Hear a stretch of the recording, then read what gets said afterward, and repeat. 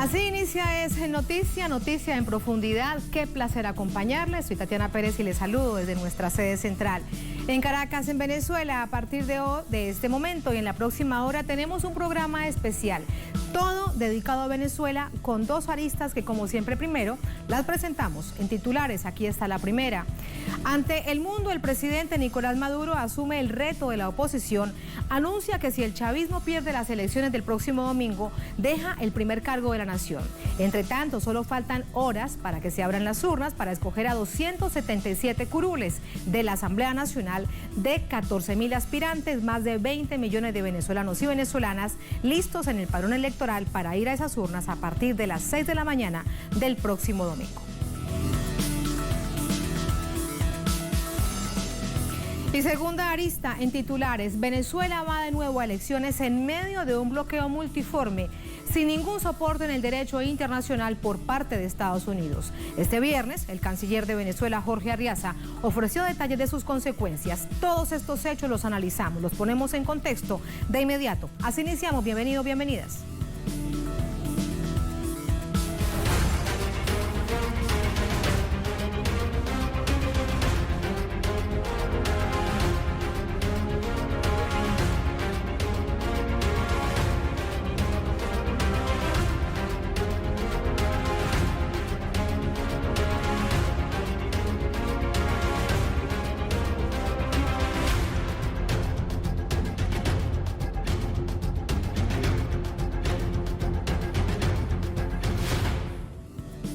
En Noticia Venezuela, genera repercusiones dentro y fuera del país la postura del presidente de la nación, Nicolás Maduro, de aceptar el reto de la oposición de asumir las elecciones parlamentarias de este domingo bajo un carácter plebiscitario. Vamos a ver el contexto de este anuncio.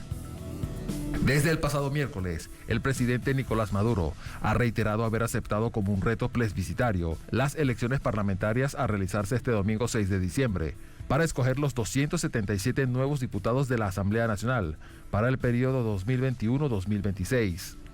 Este jueves, el presidente fue entrevistado por 5 periodistas de diferentes plantas televisoras para dar respuesta a todas las interrogantes que plantea el escenario del presente proceso comicial, en medio de una crisis agravada por las medidas coercitivas y unilaterales que impone Estados Unidos contra el país.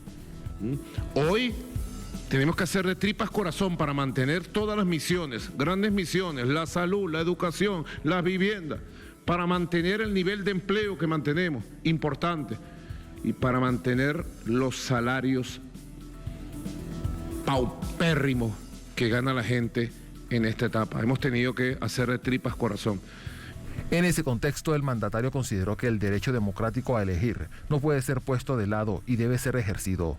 Asimismo, aseveró que, sea cual sea el resultado, el proceso que se vivirá luego de las elecciones será positivo para la reconstrucción del país, por lo cual no temió asumir el reto plebiscitario planteado a la oposición. Está bien, pues, si eso es así, siendo una elección nacional, como sucede en otros países, yo les dije a la gente, está bien, si es así, y ustedes salen a votar, ustedes opositores salen a votar, y la oposición tiene un voto más, yo me voy de este despacho, me voy de Miraflores, entrego la presidencia. Las reacciones en la política nacional ante el discurso reiterativo del presidente Maduro han sido diversas. Opositores como Henry Falcón y Javier Bertucci, otrora candidatos presidenciales, hoy candidatos parlamentarios, han reiterado vía Twitter los llamados a votar para, en efecto, buscar la destitución del presidente por vías legítimas. Mientras que el sector oficialista asume el reto llamando a su militancia también a votar el próximo domingo. Venezuela acude así a su proceso electoral número 25 en 20 años. Luego de 5 años de tener una asamblea en desacato, con una asamblea constituyente en funciones aún, en medio de una pandemia, el asedio y el bloqueo por parte de Estados Unidos, plebiscitaria o no, más del 90% de los partidos políticos participando, es la muestra fehaciente de que las presiones extranjeras no han hecho mella en la vocación democrática de la nación suramericana. Este es el contexto, vamos a analizarlo de inmediato con el profesor Ignacio Ramonet, es escritor, es periodista, es director de Le Monde Diplomatique en español. Profesor, bienvenido, ¿cómo está? Buenas noches, qué bueno que nos acompañe en esta oportunidad, muchas gracias. Buenas noches, Tatiana, un placer estar contigo una vez más. Muchísimas gracias. Quiero comenzar por conociendo su visión, su análisis acerca de este reto que asume el presidente Nicolás Maduro. Lo dijo durante esta semana, la víspera, en esta rueda de prensa extensa e interesante, él lo reiteró. Asume el reto de la oposición y si el chavismo pierde en las elecciones de este domingo, quedan solo 48 horas para que se abran las urnas, él deja el cargo de presidente. Sí, yo creo que eso le ha dado un carácter, digamos, más dramático a estas elecciones. El presidente ha hecho ahí un gesto de una gran valentía política. No estaba obligado a hacerlo. No creo que ningún consejero en torno a él le haya aconsejado esa decisión. Es una decisión personal, es mi opinión. De hecho, lo dijo ayer, es una decisión personal que he asumido. Evidentemente, no creo ni siquiera que el partido, que digamos el gran polo patriótico esté de acuerdo con el fondo, porque esta es una elección legislativa, son elecciones legislativas, no es una elección presidencial. El presidente dijo, yo llegué aquí por los votos y si me voy serán por los votos, pero los votos de una elección presidencial. En cambio, él está dispuesto a poner en juego la presidencia en ocasión de elecciones legislativas. Eso también, digamos, en el contexto en el que estamos tan difícil, ¿verdad? En consecuencia del bloqueo, consecuencia de las sanciones, es también la prueba de una gran confianza del presidente en la opinión pública, en el electorado venezolano. En cierta medida el presidente está convencido de que sus políticas, a pesar del contexto tan difícil, han sido políticas en dirección del pueblo, para defender al pueblo, para ayudar al pueblo.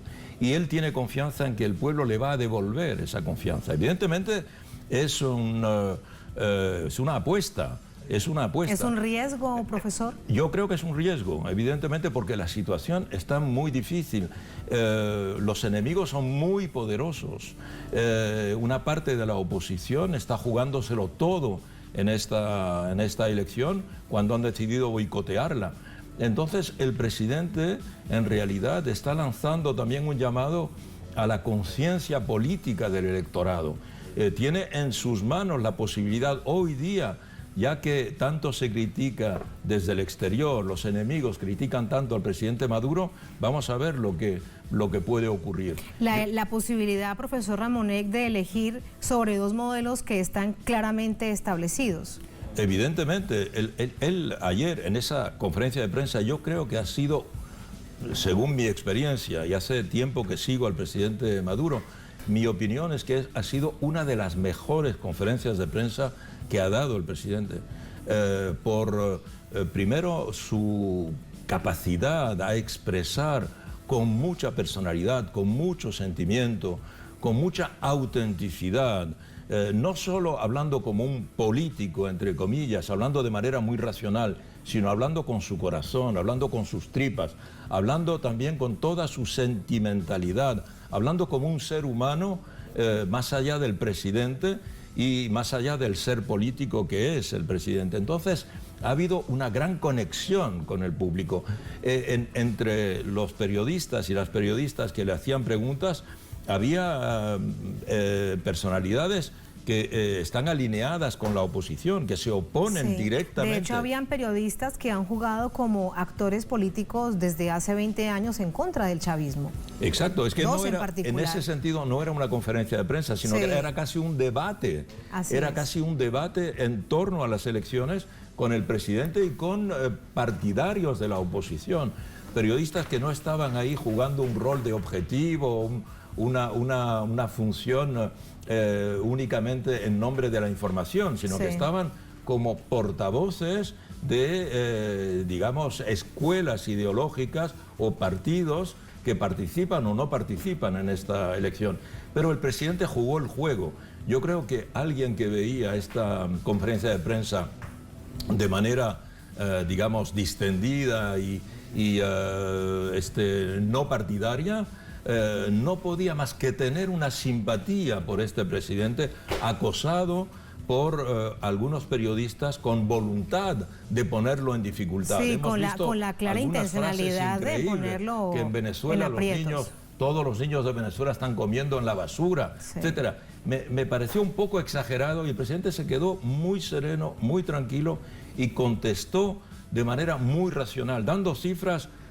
Se acaban de mostrar aquí las cifras, por ejemplo, de los recursos del país. De tantos miles de millones de dólares a apenas 477 millones ahora para, evidentemente, asegurar la salud pública, la educación pública, el pago a los funcionarios, las infraestructuras, etcétera.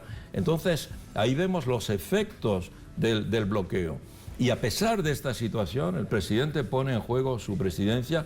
Es también una manera de decirle a los chavistas: salgan a votar, y no hagan como otras veces. Y a la oposición también, profesor. Y a la oposición. A la oposición también salga a votar. A los niní también, esos que dicen yo no soy chavista, no soy opositor, a ellos también que salgan a votar, es decir, que asuman una posición política, los chavistas desencantados también, es decir, ese es el llamado a todos estos sectores a votar. Yo creo que efectivamente, en todo caso, yo interpreto esta voluntad del presidente, esta apuesta del presidente, ¿verdad?, como una voluntad de que haya lo menos de abstención posible, la menor abstención posible, de que haya una verdadera participación.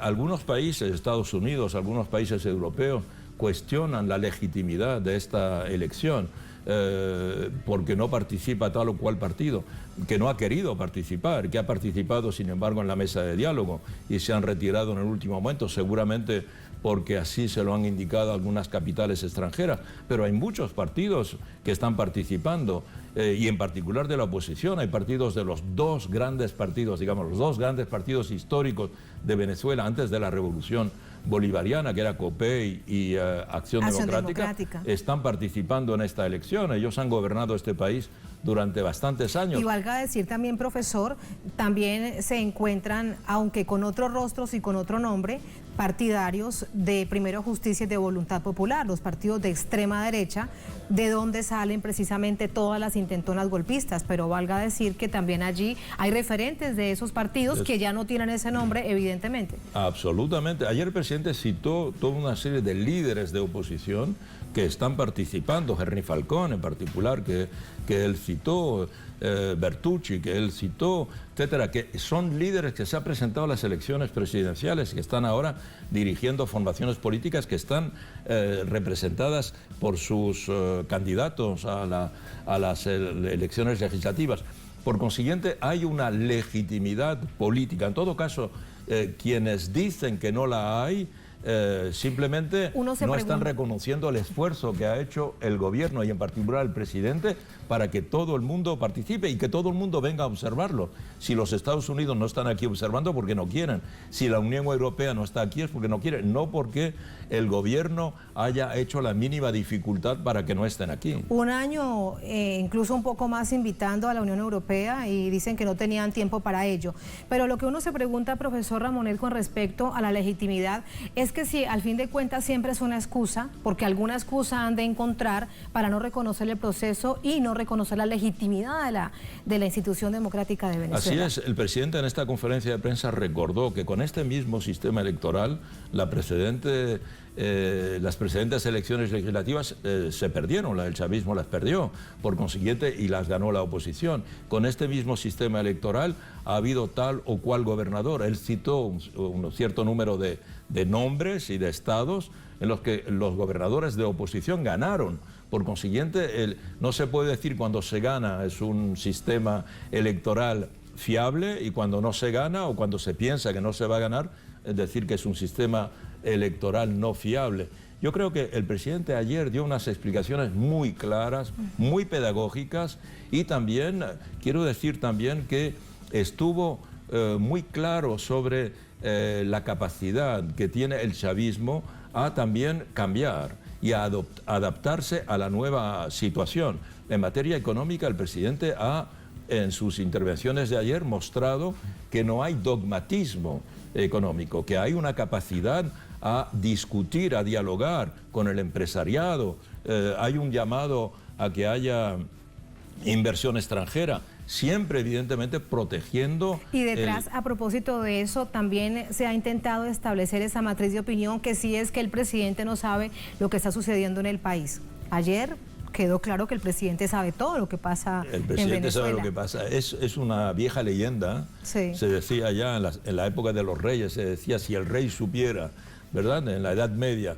Pero evidentemente en este caso no estamos en la Edad Media. El presidente sigue constantemente las redes sociales, sabemos que es un apasionado de las redes sociales. Ayer mismo, mientras daba la conferencia de prensa, consultaba sus redes y comentaba, a veces con mucho humor, lo que le estaba llegando. Cuando dijo, mira, hay gente que me encuentra un poco cansado, dijo él, es que tengo una apariencia de cansado. Pero claro, un hombre que trabaja 20 horas sobre 24. Pero en todo caso dio la impresión, repito, de conocer muy bien lo que ocurre en el país, las dificultades que hay con la cuestión de la moneda, ¿verdad? Lo que vale un salario, lo que la gente tiene que hacer para poder terminar su mes. Él dio ejemplos muy concretos. Sabe lo que es la realidad y la dificultad de la vida, en gran parte consecuencia, digamos, del bloqueo y de las sanciones. Y entonces eso le da mayor valor y, digamos, es todo el honor del presidente y la grandeza de este presidente de en estas circunstancias decir esto, que es una elección legislativa, yo la transformo en un referéndum, le da un carácter referendario. Es un referéndum, sí o no, en favor o en contra de Nicolás Maduro. Profesor Ramón, es mucho más el interés mundial. Hay 200 veedores internacionales, 1.500 observadores nacionales. Cuando hablamos de los veedores internacionales, y eso que no son todos los que se invitaron, porque habían de hecho dificultades producto del bloqueo para que muchos de ellos llegaran a Venezuela. ¿Aumenta esto el interés en Venezuela? Siendo que estamos hablando de unas elecciones legislativas, no son unas elecciones presidenciales. Pero ahora el presidente le ha dado este carácter, ¿no? Yo creo que hay una curiosidad internacional muy importante sobre lo que puede pasar el domingo. Estas elecciones son importantes. Venezuela está en el corazón de la actualidad desde hace mucho tiempo.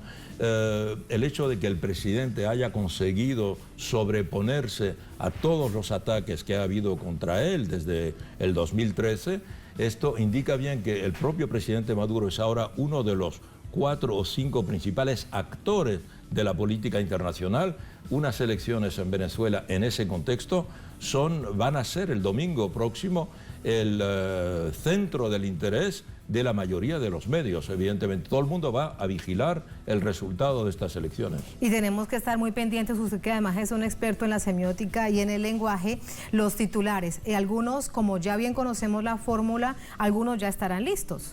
Probablemente, ¿no? Probablemente van a insistir si hay una victoria del chavismo sobre el fraude, sobre que no ha habido las condiciones. Que se hicieron elecciones pero que no fueron legítimas. Ahí es donde podemos esperar que todos estos observadores, observadoras que vienen de tantos países diferentes y los periodistas, las periodistas que se encuentran aquí, tengan un poco de honestidad. Porque en este momento puedo decir, que cuenten esta realidad. Algunos periodistas se han quedado varados, algunos periodistas que no son amigos de este gobierno, se han quedado varados en varios sitios porque no hay a veces posibilidades de llegar a Venezuela por el bloqueo. Y sé que las autoridades aquí han hecho un esfuerzo considerable para traer a esos periodistas aquí sabiendo que no son amigos. Los han traído aquí, están aquí y lo que esperamos es que se mueven con total libertad. Honestidad. Esperemos que sea con honestidad. Y también pueden ver lo que todo el mundo ha visto. Es decir, bueno, o quizá no todo el mundo, pero aquí ha habido debates en la televisión entre los candidatos del chavismo y los candidatos de las oposiciones. No hay una oposición, hay muchas.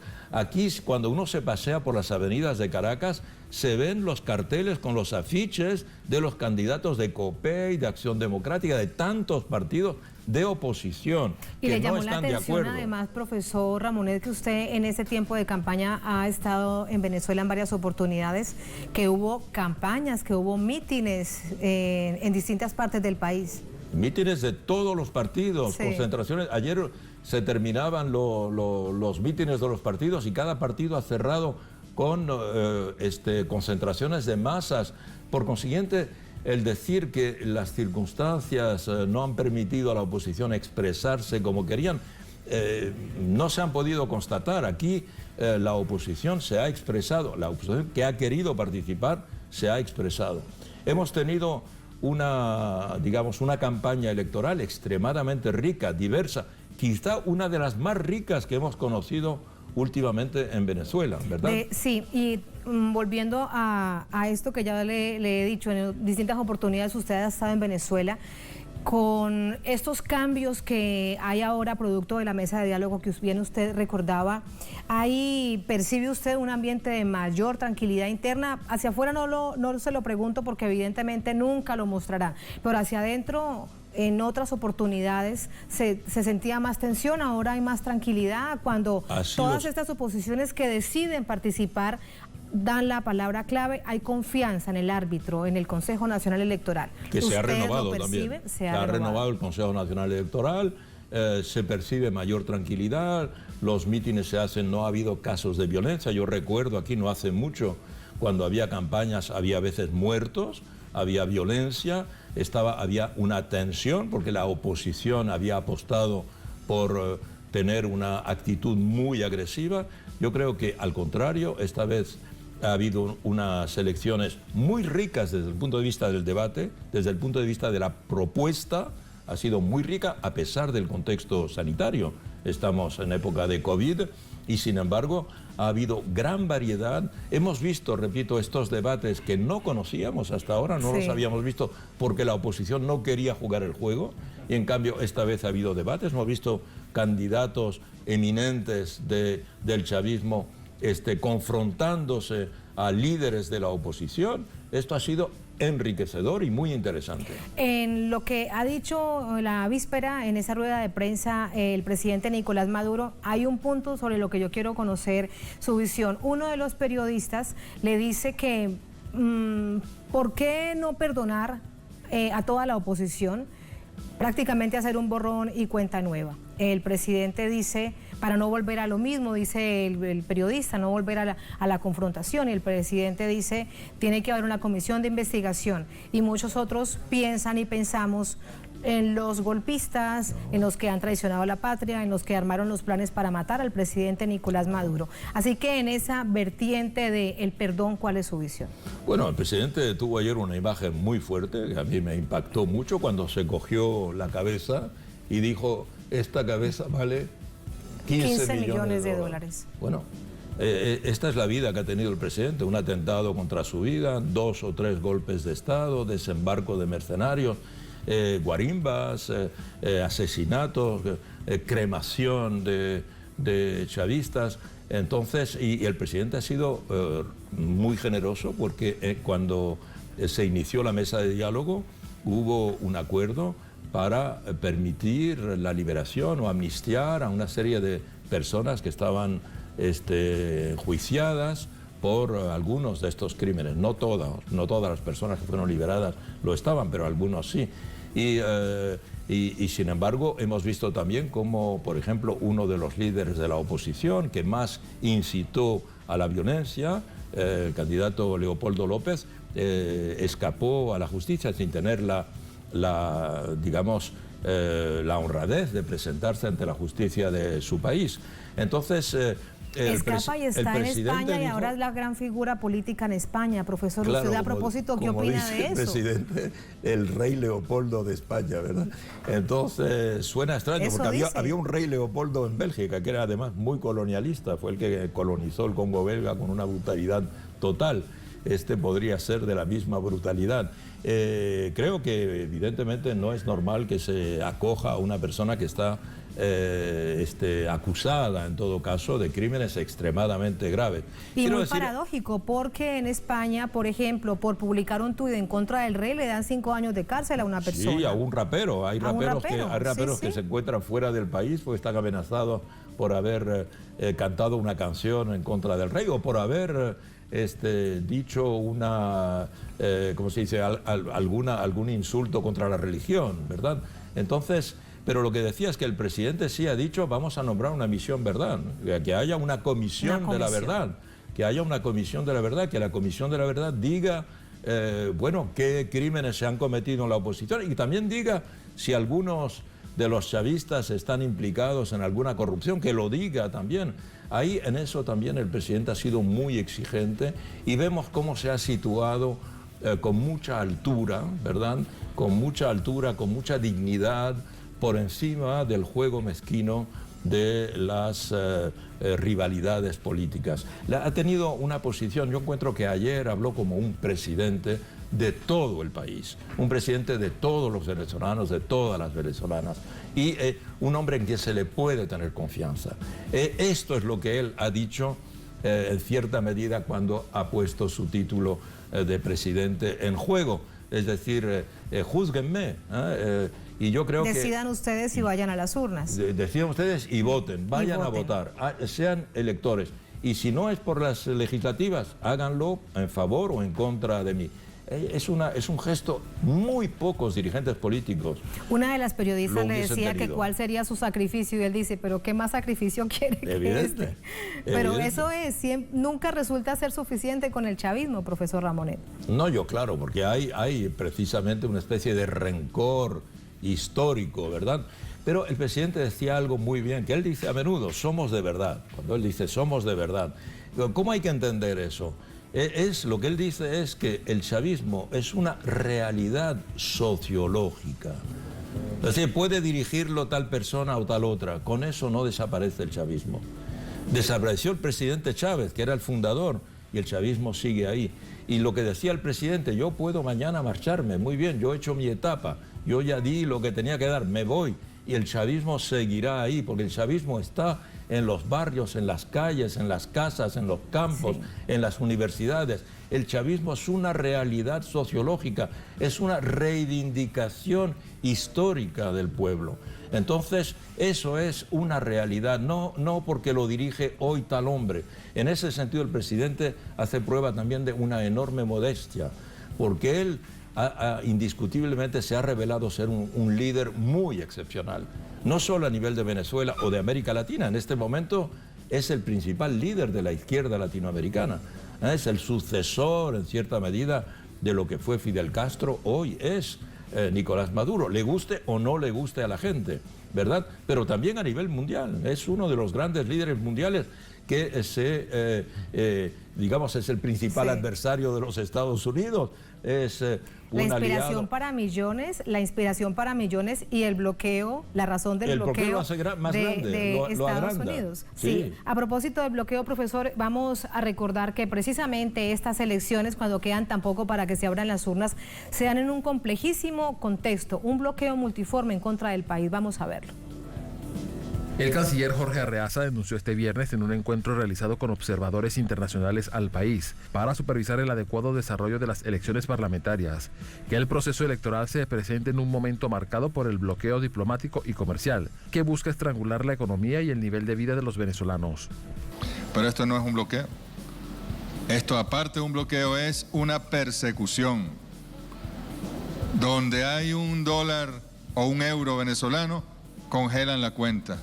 Digo yo venezolano del Estado, de sus instituciones, de PDVSA, del BAN, desde el Banco Central de Venezuela, de la institucionalidad que puede y que debe tener cuentas en el exterior, las reservas internacionales de Venezuela, depositadas en el exterior. El máximo representante de la diplomacia venezolana destacó el papel que jugó el Parlamento venezolano de mayoría opositora, electo en diciembre de 2015, que sirvió como punta de lanza para la confiscación de activos de Venezuela en el exterior, donde destaca la filial petrolera Citgo o la retención de 31 toneladas de oro por parte del Banco de Inglaterra.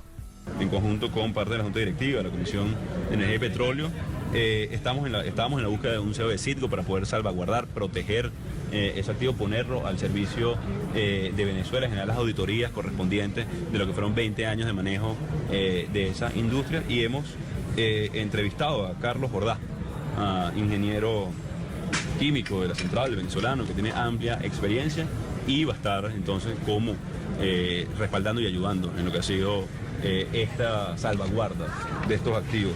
La apropiación individual de dinero público por parte de los diputados opositores del actual Parlamento quedó evidenciado por el enviado especial de Estados Unidos para Venezuela, quien declaró al medio británico Financial Times que algunos de los parlamentarios con hipotéticos cargos en el llamado gobierno interino han presentado quejas por no haber recibido el pago que esperaban y afirmó que se les debe una gran cantidad de pagos atrasados. Según el mismo medio, una de las funcionarias sería la ciudadana Vanessa Newman, ficha de Juan Guaidó en el Reino Unido. Newman hizo pública su renuncia a través de su cuenta Twitter el pasado martes, al tiempo que aseguró que volverá a trabajar en la empresa privada de su propiedad, en la que laboró antes de la aventura encabezada por Guaidó. El gobierno venezolano ha reconocido que la producción petrolera, históricamente la principal fuente de ingresos al país, se redujo en 66,5%.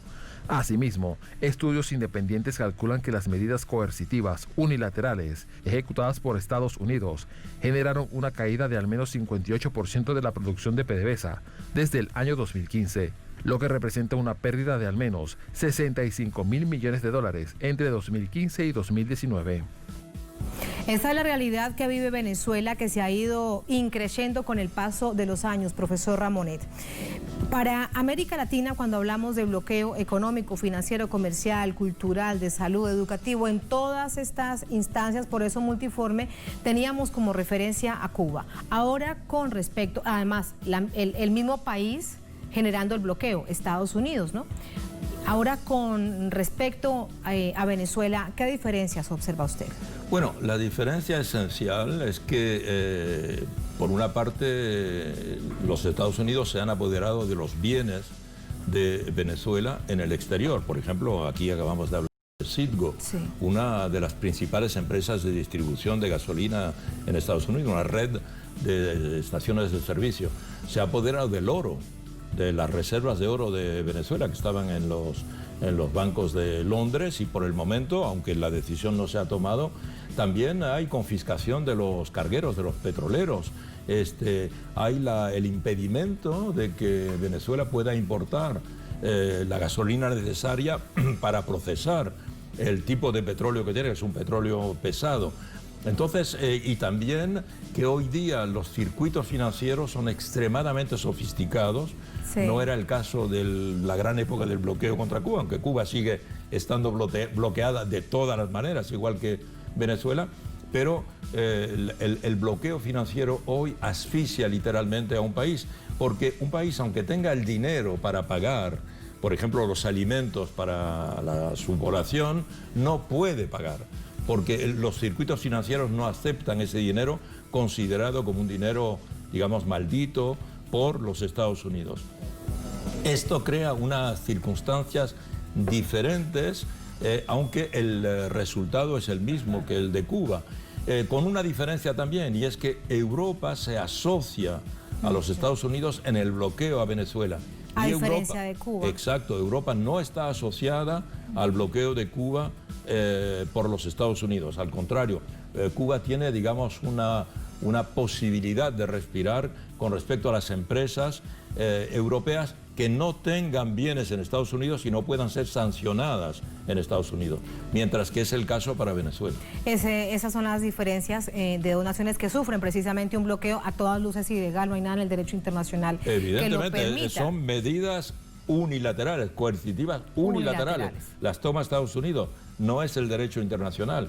Nadie ha condenado a Venezuela, ninguna instancia de justicia internacional ha condenado a Venezuela, únicamente los Estados Unidos, la administración americana. Vamos a sumar a esta conversación, a ese análisis, a Beatriz López, es integrante del Partido Comunista de Brasil, es parte de la Comisión de Relaciones Internacionales, nos acompaña precisamente desde Caracas, viene como veedora internacional. Beatriz, muy buenas noches, ¿cómo está? Bienvenida. Buenas noches, muchas gracias por la invitación, un gusto estar con ustedes. Un gusto, Beatriz. Hablaba con el profesor Ramonet acerca de una situación que hoy de manera muy detallada les entregaba a todos ustedes, veedores internacionales, el canciller Jorge Arriaza. ¿Cuál es su reflexión, su síntesis acerca de todos esos detalles, de las consecuencias para el pueblo venezolano que daba el canciller Jorge Arriaza? ¿Con qué se queda usted? Bien, yo pienso que el pueblo de Venezuela han vivido en estos últimos años, desde 2015 más expresivamente, un bloqueo que pasa también por una guerra mediática, psicológica, económica, que ha hecho de manera muy brutal que el pueblo esté de forma muy dura viviendo sus vidas en Venezuela. Yo creo que este bloqueo que vive Venezuela hoy es de verdad uno de los mayores crímenes de la humanidad, de la contemporaneidad. Entonces, lo que vivió el pueblo de Cuba en periodo especial, estamos viviendo ahora de forma muy dura aquí en Venezuela. Estoy acá participando de las elecciones, pero en 2019 pude estar en Venezuela como 5 veces, entonces acompañé muy cerca todo este proceso en el año pasado, de esta dureza que es la vida con el bloqueo. Y pienso que estas elecciones ahora de domingo van a reflexionar lo que está pasando el pueblo desde 2015, por eso pensamos, no solamente yo, pero el Partido Comunista de Brasil, en los partidos solidarios con Venezuela de Brasil, que son muchos, que este es un momento importante para la historia del pueblo venezolano, esto es un momento importante para contestar esta política de bloqueo que vive el pueblo venezolano. Entonces pienso que esto es un momento especial.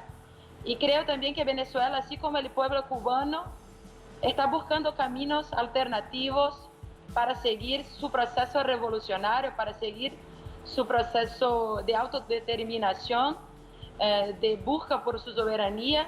Y pienso que la creatividad, la fuerza, la valentía del pueblo venezolano es una inspiración para América Latina, para nosotros de Brasil, para nosotros del Cono Sur. Seguro que es una inspiración de lo que puede ser un pueblo que tiene fuerza y valentía para defender su propia soberanía. Sí. Entonces, creo que esto es un momento importante para toda nuestra América. Beatriz, a propósito de su país, a propósito de Brasil, cuando hablamos de los aliados de Estados Unidos que precisamente apoyan este bloqueo multiforme en contra de Venezuela, hay una gran preocupación, se lo quiero preguntar si también a nivel interno en Brasil, por cómo se maneja no solamente las decisiones del presidente Bolsonaro, sino la política exterior brasileña, que había sido ejemplo en el mundo de cómo desde la Cancillería de Brasil se daba cátedra de Derecho Internacional y de diplomacia ante el mundo. Ver ahora este viraje, ¿cómo se percibe esta situación dentro de Brasil?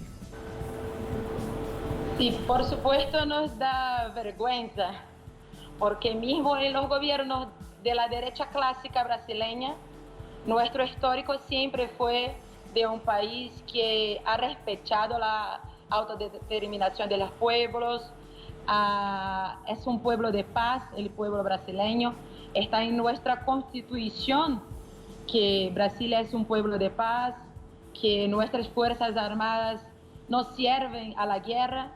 Lo que hace Bolsonaro es utilizar Venezuela como una manera de hacer su discurso de odio, su discurso de preconceito, de rabia, que es hoy lo que de alguna manera sustenta su política, hablando con una parte pequeña de la población brasileña, pero una parte organizada por este sentimiento de rabia, por este sentimiento de preconceito, de todo eso, y utiliza Venezuela siempre de una manera para seguir fortaleciendo esta base electoral de Bolsonaro que no se pierde tan fácilmente.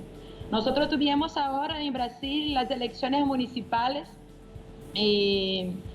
hemos terminado ahora en el último domingo la segunda vuelta y por supuesto los mayores golpeados de estas elecciones fue el bolsonarismo.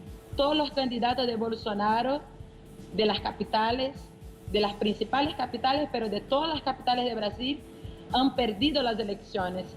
La mayor ciudad de Brasil, que es São Paulo, se fue a segunda vuelta con 2 candidatos que son anti-Bolsonaro. Entonces, hay en Brasil una fuerza popular de contra esta política bolsonarista que utiliza este discurso de odio, de preconceito que ya he comentado aquí, pero nosotros tenemos la esperanza de que esta situación se puede cambiar muy rápidamente.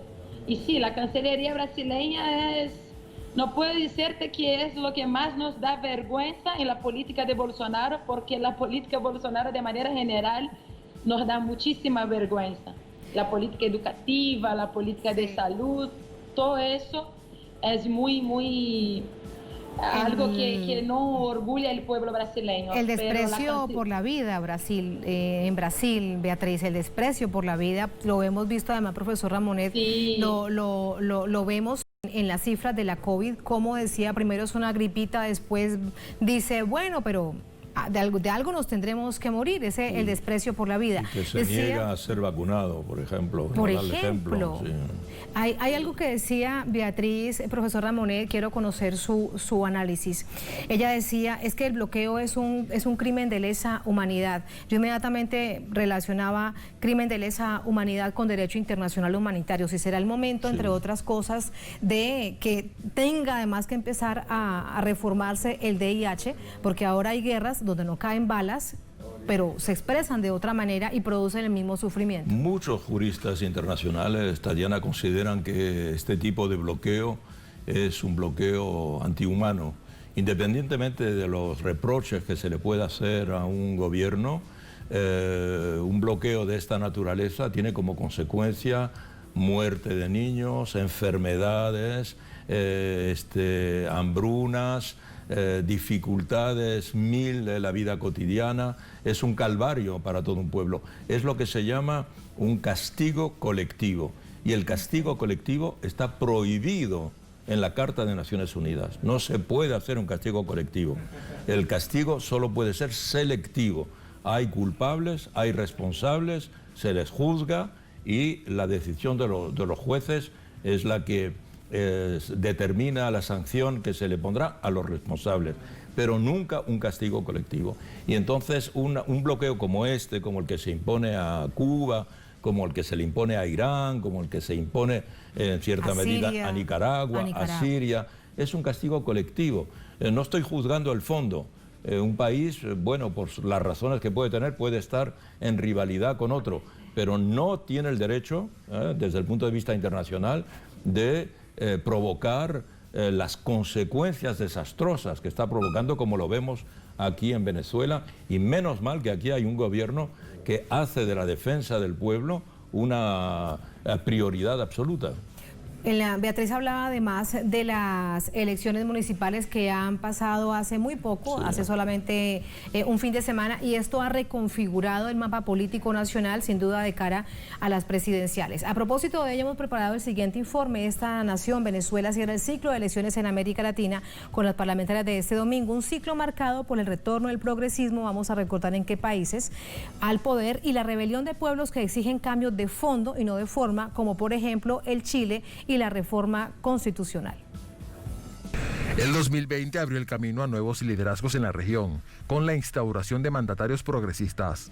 El ciclo comenzó poco antes, con la toma de posesión de Alberto Fernández en diciembre de 2019, acompañado de Cristina Fernández como vicepresidenta.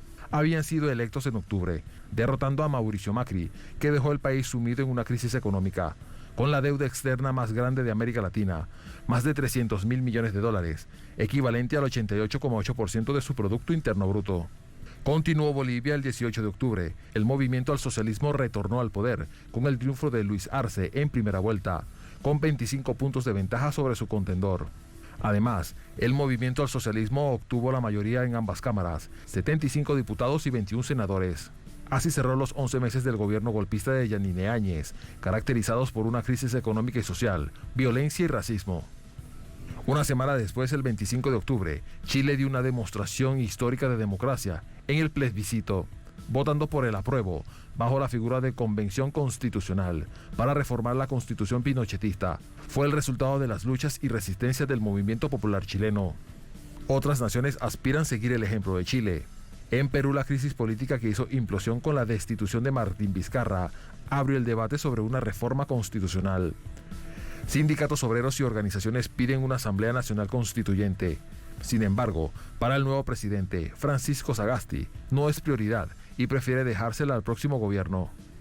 La misma petición retumba en Guatemala, donde las últimas semanas los ciudadanos en las calles han manifestado su hartazgo por una clase política corrupta y descontento con la gestión de Alejandro Yamatei.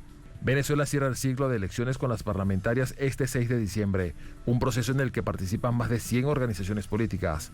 El próximo año le toca el turno a Chile, Ecuador, Perú y Honduras por un nuevo presidente.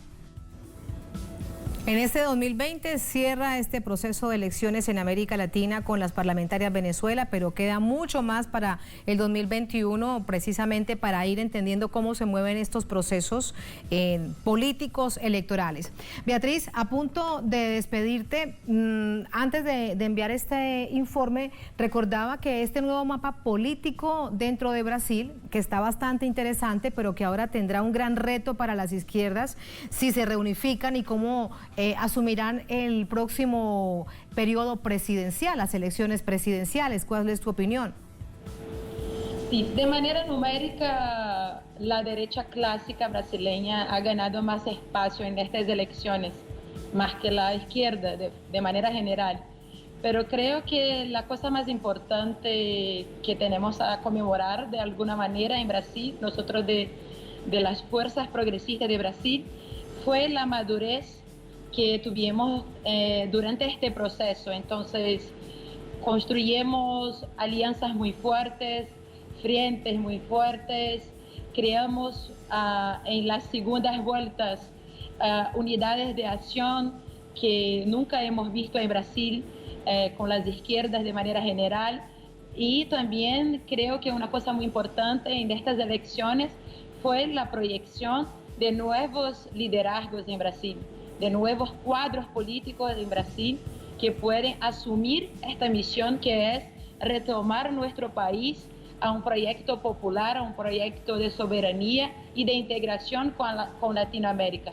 Sabemos que tenemos una tarea muy grande, que es crear en nuestro país un poder popular que pueda ayudar a fortalecer nuestra América. Entonces, creo que estas es las buenas noticias que tenemos en Brasil ahora, y creo que en 2022 vamos a ganar y vamos a volver a ser el grande Brasil que ya fuimos, y vamos a crear en nuestra Latinoamérica la fuerza necesaria para garantizar la autodeterminación de nuestros pueblos.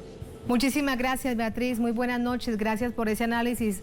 El profesor Ramonet le dice también que un gran abrazo y que adiós. Gracias, un gusto, un abrazo para el profesor también.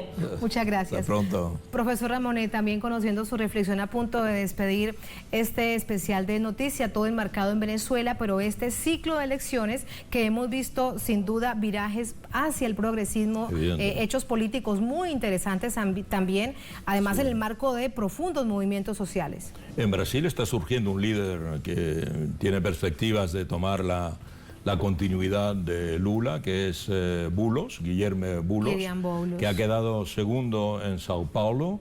En Sao Paulo ha ganado Covas, que ya era el alcalde de Sao Paulo, pero Boulos, que representa la izquierda, hasta la izquierda del PT, pero Lula se sumó a su campaña y quería que el PT y el PSOL, el Partido Socialista Obrero Libre de Boulos, se unieran. Hay algo ahí en la trayectoria que puede hacer que dentro de 2 años, como lo ha dicho nuestra amiga, haya una perspectiva muy positiva. Para el Movimiento Popular de Brasil, que exista esta reunificación. Y también, Tatiana, efectivamente hay ahora un ciclo de elecciones que viene. Dentro de unas semanas hay elecciones en El Salvador y dentro de muy poco hay elecciones en Ecuador. En Ecuador hay elecciones en Perú. Con un candidato correísta, en Perú, evidentemente, donde hay los acontecimientos que estamos viendo. Y quizá pronto en Guatemala, porque la situación en Guatemala está poniéndose extremadamente candente, porque hay una insatisfacción popular frente a la política del presidente Yamatei. Entonces hay un movimiento en toda América Latina con reivindicaciones. Con reivindicaciones que, si lo llevamos al fondo del asunto, es la indignación por el modelo. Es la indignación por el modelo, es también la consecuencia de, digamos, la crisis sanitaria muy mal gestionada, en particular en Perú, en Brasil, Ecuador, no hablemos. Entonces también es eso, y también la consecuencia de la crisis económica que provoca la crisis sanitaria.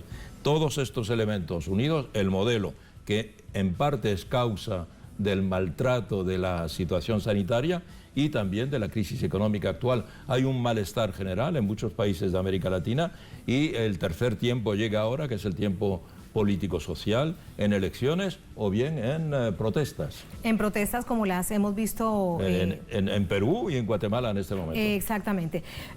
Con esto lo despido, profesor Ramonet. No queda más que esperar que se abran las urnas el próximo domingo y la decisión que tomen los electores y electoras y que lo cuente en la noche en un programa especial en el que usted nos acompañará, el Consejo Nacional Electoral. Con el mayor placer estaremos aquí, Tatiana, absolutamente. Nos veremos de nuevo. Muchísimas gracias, profesor Ramonet. Gracias a ustedes por habernos acompañado. Ponemos punto final a esta emisión de Noticias. Como siempre, un placer. Sigan con nosotros.